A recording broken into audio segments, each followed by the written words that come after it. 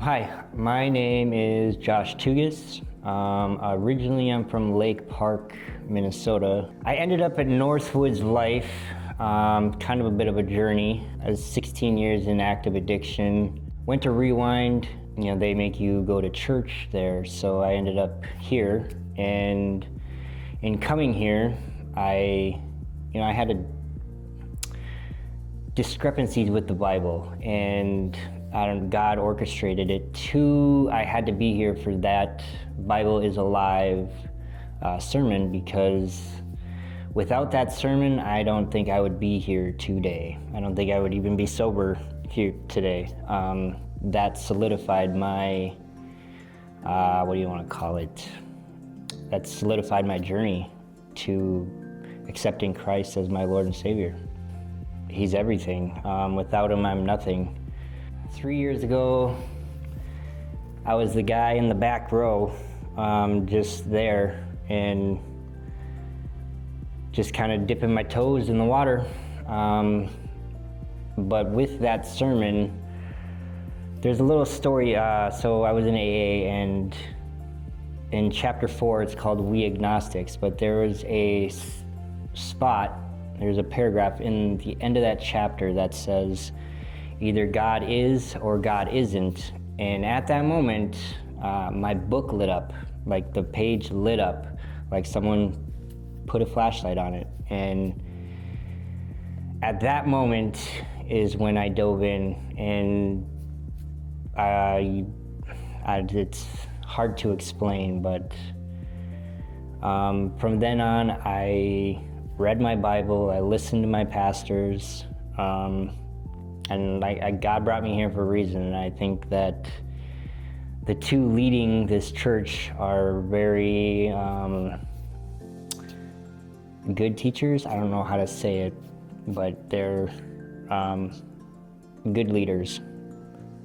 My journey in tithing started, I was at Rewind. I didn't have a job yet, and I was working for a guy named Kyle. You guys say tithing, God says, test me and I will bless you. And I started out with $30. And by the end of that job, and when I was transitioning to shears, I was tithing $240 a week. I don't understand it. I don't get it, but I also was able to pay off my fines, get my license, and I worked 3 or 4 hours a day, maybe, and I don't know where the money came from, but it came. A lot of people just say that's money, just giving money, but it's giving yourself to God. It's that saying, your treasure is where your heart is, and tithing is more than just money. It's your time, your effort, and your money. And I'm giving it my all. At that time, I've just been looking for ways to give. I'm a giver at heart, and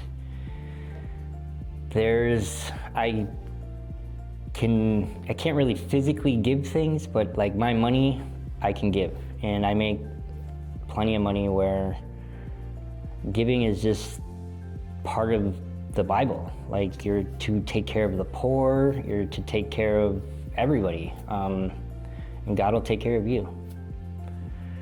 But it just it was my way of, like, I've been looking for ways to give and give and give, and you guys came up with that, and I was like, heck yeah. So anything I could give, I gave. No, there was really no, like, particular. It was all, like, good, the foster kids thing, the car thing, what do you call those backpacks you guys filled? God uses people to do his work. And to sacrifice money that I need for, living, God sees that and he blesses that. I guess I've come down to the wire of, like, having to budget my money, but I've always made it through. I don't know, God provides. It's unexplainable. It's hard to explain it and put it into words when you go through it. So I read a book one time. It was called Poverty in America. And the poorest of the poor people in America are richer than like 3/4 of the world. And I feel like I could sacrifice a streaming service or something, and I think a lot of people could do the same thing and give. It's, you know, do unto others as you'd want done to you kind of thing. I just feel like God made us to help each other. We're not supposed to keep it to ourselves.